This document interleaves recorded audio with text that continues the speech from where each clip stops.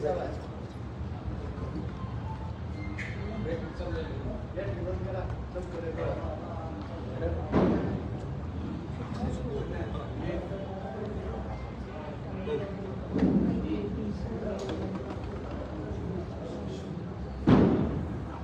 या ठिकाणी सुरुवातीलाच महामानव डॉक्टर बाबासाहेब आंबेडकर यांच्या जयंतीच्या निमित्तानं सर्व अनुयायांना सर्वांनाच डॉक्टर बाबासाहेब आंबेडकरांची प्रेम करणाऱ्या संपूर्ण देशवासियांना सर्व तालुक्यातील बांधवांना भगिनींना मी हार्दिक हार्दिक शुभेच्छा देतो।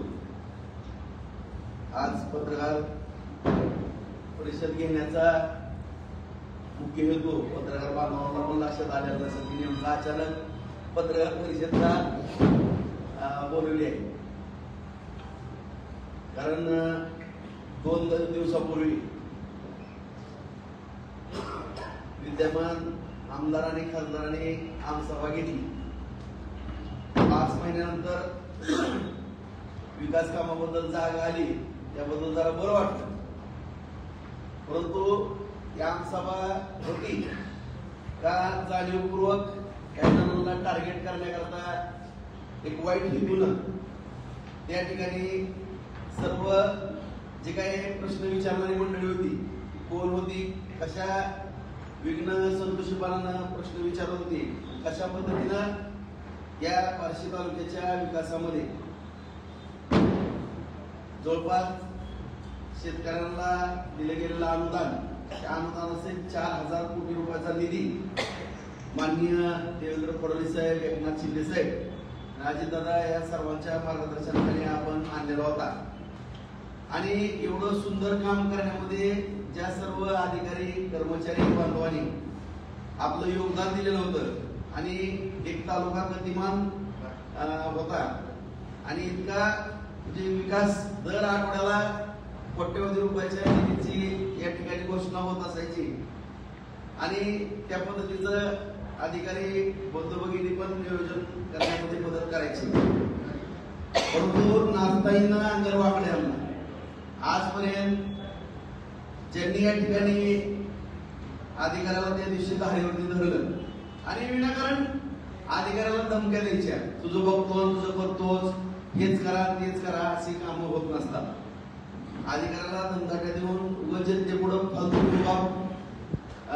दाखवायचा ही जी पद्धत आहे आता जनतेने ओळखलेली आहे। 5 महिन्यामध्ये मी ऐकतोय आणि मी काम सांगितलं आता जवळपास 5 महिने झालं माझी पत्रकार परिषद नाही, तुम्ही माझ्या पुढे नाही, मी शांतपणानं कशा पद्धतीने कारभार चाललेला आहे किंवा जे काय चाललेलं आहे। शेवटी हा तालुका माझा आहे, तालुक्यातले नागरिक माझे आणि ह्या सर्वांचं हित जोपासणं हे माझंही कर्तव्य।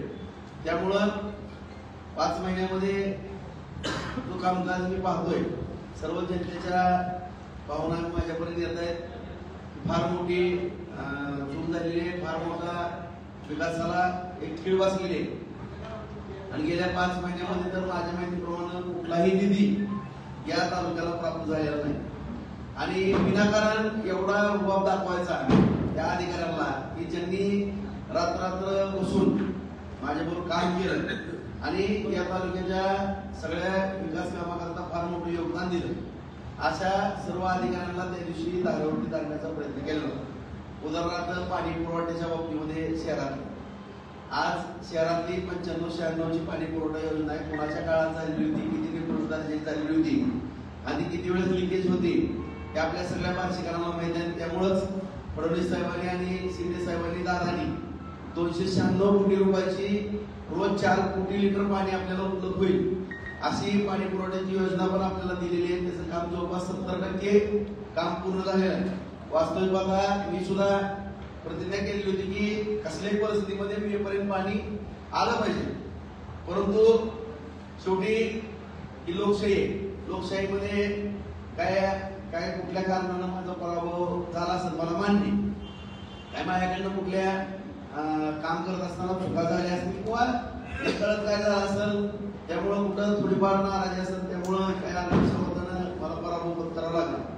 परंतु एखाद्याला लोकप्रतिनिधी म्हणून त्या ठिकाणी निवडून दिल्यानंतर त्यांनी काम करत असताना त्यांना अडथळा येणार नाही याची दक्षता मी घेण्याचा प्रयत्न केला आहे. त्यांनी काम करावं अशी माझी अपेक्षा होती, परंतु मी 5 महिने झालं पाहतोय की ते मुंबई आणि पुणे याच्यामध्ये व्यस्त आहेत. आता वय पाहायला गेलं तर त्यांचं 77 वय, आणखी फोटो सेशनच चालू आहे.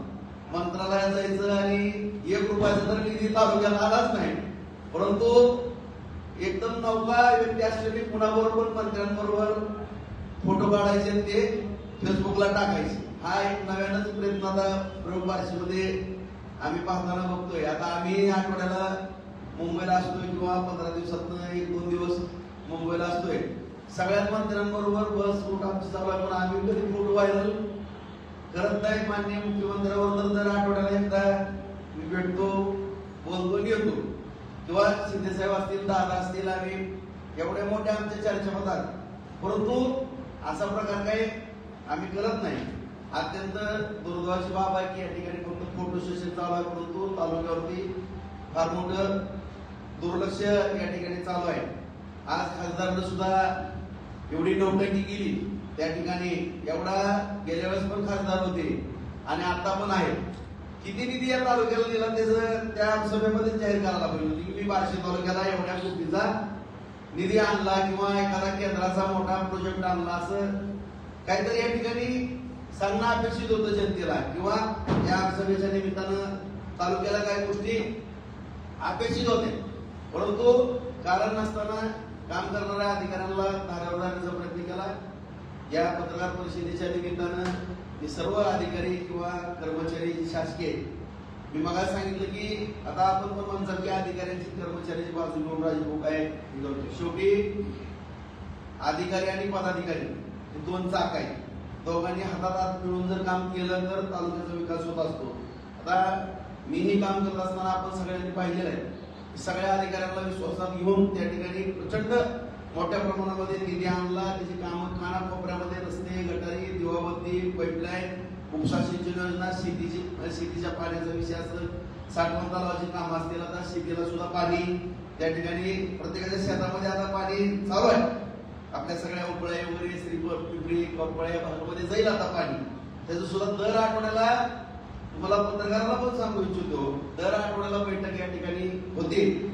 हस्ते मी प्रामाणिकपणाने आणखीनही माझे आमदारासोबत काम करण्याचा प्रयत्न करतो, कारण या तालुक्यातील जनता माझी, या तालुक्यातील जनतेने मला 1,16,000 मतदान दिलेलं आहे. थोडाफार काही मतदानाचं जर आपण केलं तर तो विषय जर बाजूला ठेवला तर या ठिकाणी पाणी आलं पाहिजे, शेतीला पाणी मिळालं पाहिजे, या दृष्टिकोनातून आपण प्रयत्न करतोय. आता दुर्दैवाची बाब की बजेटमध्ये 66 कोटीचे, अरे बाबा ते पहिलंच काम, त्या एक विद्वान कॉन्ट्रॅक्टर आहे त्याला इथं आणलं, त्याला शब्द दिला की तुम्ही काळजी करू नका, काही तुम्हाला अडचण येणार नाही. त्या धर्तीवरती त्यांनी जे 5-7 वर्षात काम करायचं, 1 वर्षामध्ये काम करून शेतामध्ये पाणी नेण्याचा प्रयत्न केला. शेतामध्ये आता पाणी चाललेलं आहे आणि त्याची सुद्धा माननीय फडणवीस साहेबांकडनं त्याची तरतूद केली आणि ती बजेटमध्ये तरतूद केली. तर म्हणले आम्ही, आज तुमचा काय संबंध आहे का त्याच्यामध्ये? एवढ्या दिवस आमच्यापेक्षा जास्त ताकदीच्या सत्तेमध्ये तुम्ही होताय, कुणाच्याही शेतामध्ये पाणी गेलेलं नाही, कोणी नोटंकी करण्याचा काय प्रयत्न या ठिकाणी कोणी करू नये. आता ट्रान्सफॉर्मरच्या बाबतीमध्ये किंवा लाईटच्या बाबतीमध्ये आता त्या दिवशी सुद्धा जो 10 MVA ट्रान्सफॉर्मर चाललेला होता, मी काही पत्रकार बांधव माझ्याकडे आले, त्यांना सुद्धा माझे फोन दाखवले. पुण्याला होतो मी, पुण्यावरून रस्त्याने येत असताना सुद्धा चीफ इंजिनियरला, अधीक्षक अभियंताला, डेप्युटी सगळ्यांना फोनाफोनी करून, विश्वास पाठक साहेबांना सुद्धा, एमसीबीचे आपले डायरेक्टर आहेत त्यांना सुद्धा फोन करून ताबडतोब तो ट्रान्सफॉर्मर सांगलीवरनं देण्याची व्यवस्था केली. तो बसला असेल तर चालू पण झालेला आहे. आणि काही अधिकाऱ्यांनी मला विनवणी केली की भाऊ आता आम्ही कुणाकडे बघून काम करायचं, काही प्रोग्राम त्यांनी तयार करून आणलेला आहे. काही सध्याच्या लोकप्रतिनिधीकडे ते गेले होते की आपल्या बार्शीला लोडचा तुटवडा पडू लागला, लाईटची कमतरता भासू लागलेली आहे, आपल्याला कमीत कमी 20% आणखीनही काही ट्रान्सफॉर्मर वगैरे नवीन बसवण्याची आवश्यकता आहे.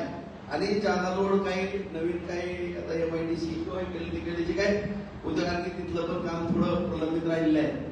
आणि अशा रीतीनं त्या ठिकाणी नियोजन करणं, काही आता फुलवाडी रोडला नव्याने इंडस्ट्री झालेली आहे गांधीची असेल किंवा आणखी नवीन काही कारखाने उभा राहिलेले, त्यामुळं त्यांना सुद्धा लाईटची फार मोठ्या प्रमाणामध्ये गरज आहे. त्यामुळे आणखी नव्याने काही उपाययोजना करणं गरजेचं आहे. परंतु त्या अधिकाऱ्यांना वेळ सुद्धा दिला गेला नाही.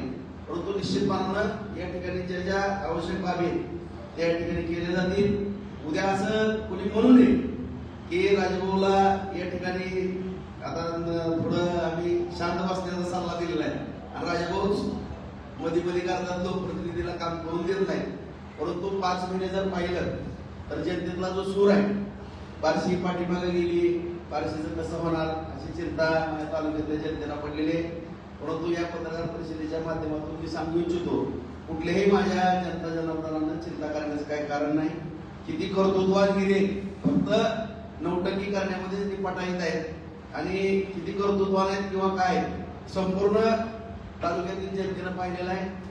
कुठल्याही जनतेला भेटायचं नाही, काही नाही, अशा पद्धतीचा प्रयोग चाललेला आहे. परंतु कुणीही काळजी करण्याचं या ठिकाणी कारण नाही. कुठल्याही अधिकाऱ्यांनी काळजी करण्याचं कुठलंही कारण नाही.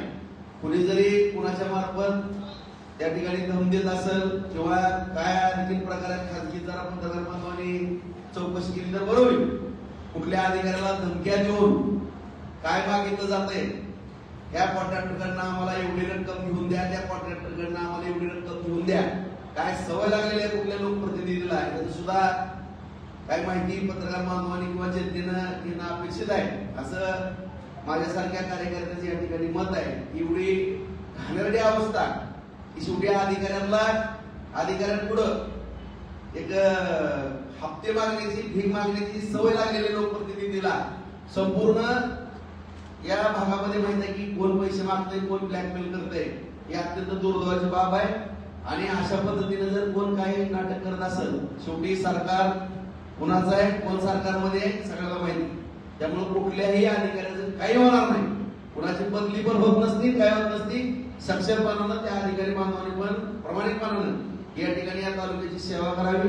निश्चितपणानं सरकार पूर्ण देवेंद्र फडणवीस साहेब, एकनाथ शिंदे साहेब, दादा सगळे ताकदीनं पाठीमागे राहतील. कुठल्याही अधिकाऱ्याला किंवा पदाधिकाऱ्याला या ठिकाणी काम करताना कुठल्या अडचणी येणार नाही. तालुक्याच्या हिताची जी कामं असतील त्या ठिकाणी अत्यंत चांगल्या पद्धतीनं नियोजनबद्ध या ठिकाणी या तालुक्याचं कामकाज केलं जाईल. आणि पुन्हा एकदा माझ्या तालुक्यातील जनतेला मी सांगू इच्छितो, आपण 5 महिन्यामध्ये पाहिलेलं आहे, मुरमाचा खडा सुद्धा टाकण्या एवढं पैसे या तालुक्याला आलेले नाहीत किंवा आणण्यामध्ये लोकप्रतिनिधी सक्षम नाहीत. हे संपूर्ण तालुक्याने ओळखलेलं आहे.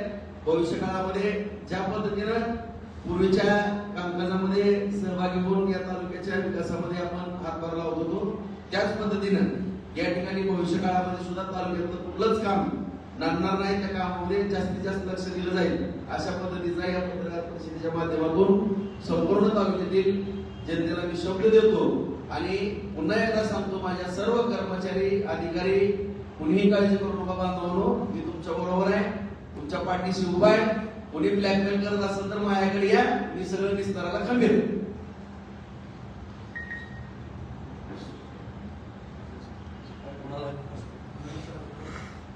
आपल्या कार्यकाळात जे आता बैलगाडी सौंदर्य इकडे जी पाईपलाईन आहे आपण केलेली आहे आपल्या कार्यकाळात, आपल्या काळात जी पाईपलाईन केलेली पाण्याची मोठी, त्यामध्ये शेतकऱ्यांना प्रतीक्षा आहे की काही पाणी येणार लवकरात लवकर पाणी. मी मला सांगितलं की मी जर सुरुवातीपासूनच त्या कामावरती गेलो असतो, फिरलो असतो. आता काही ठिकाणी अडचण आली तर जावं लागलं, मला कामं काढवलं होतं किंवा थांबलो, 1-2 ठिकाणी गेलो.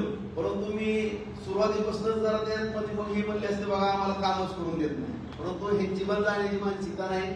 कारण मी पूर्वी पण सांगतो, आधी सांगतो, उद्या पण सांगतो, अधिकाऱ्यांनी जर पाठीशी उभारलं किंवा काम करताना त्याला जर बरोबर करून मदत केली किंवा त्याला येणारे अडथळे दूर केले आणि निधी आणून जर दिला तर ते काम करणार आहे. आता त्या दिवशी आमचं पाहिजे बघितलं ते वॉल कंपाऊंड, अरे तुम्ही निधी आणा ना, काही कुठे 80 लाखाचं पेंटर अंदाज बदल, आणि तुम्ही पैसे आणा, अधिकाऱ्यांच्या तिथं ऑर्डर द्या, ते अधिकारी करतील ना काम, आणि तुम्ही काम करताना नाही. कुठलं काम करायचं? अधिकारी काय किशनल्या पैशातलं काम करणार आहे काय? पाण्याच्या बाबतीमध्ये पाणी येत नाही. अरे आम्ही किती खर्च, आम्ही स्वतःचे टँकर काय लावले गेले वेळेस, टाक्या आम्ही स्वतः दिल्या, काही मोटरी स्वतः दिल्या. तसं जरा किशन हाल झाला ना थोडा, आता तुम्हाला दिलं ना लोकांनी निवडून, मग जरा खिशात हात जाऊ दे तुमचा, तुम्ही लोकांना पाण्याची अडचण येऊन देऊ नका. 8-8 10 दिवस झालं पाणी येत नाही. आम्हाला फोन येतो, सकाळी मलाच फोन यायची, म्हणजे 6 वाजल्यापासून 7 वाजेपर्यंत जिथं अडचण येईल तिथं बाया वारमुळेला ताबडतोब पाठवायचे किंवा अधिकाऱ्याला ताबडतोब जायचे. आई उठतात कधी, झोपतात कधी, तुमची तुम्हालाच माहिती आहे. त्यामुळं असं जर म्हणलं तर कसं काम होणार. आपण म्हणले की 5 महिन्यात विरोधकांनी एकदाही निधी आणला नाही, पण 2 महिन्यापूर्वी त्यांनी एक सोशल मीडियावर पत्र व्हायरल केलं की उपसा सिंचन योजनेसाठी 69,000 कोटी मंजूर, 69 कोटी मंजूर. ह्या विषयी आपलं काय?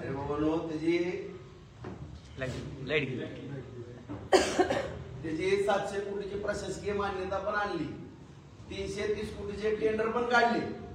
आणि ह्याचे सगळ्यात मोठे साक्षीदार महाराष्ट्र राज्याचे मुख्यमंत्री देवेंद्र फडणवीस साहेब बार्शीमध्ये आले.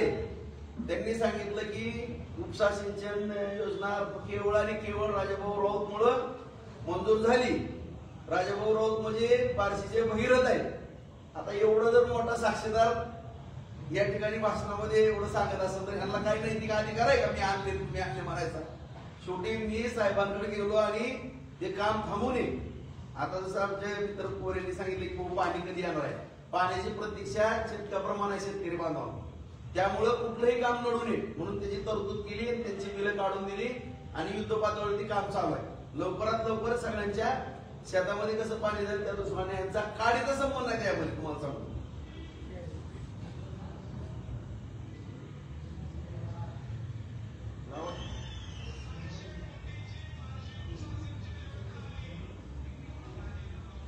ऐकलं.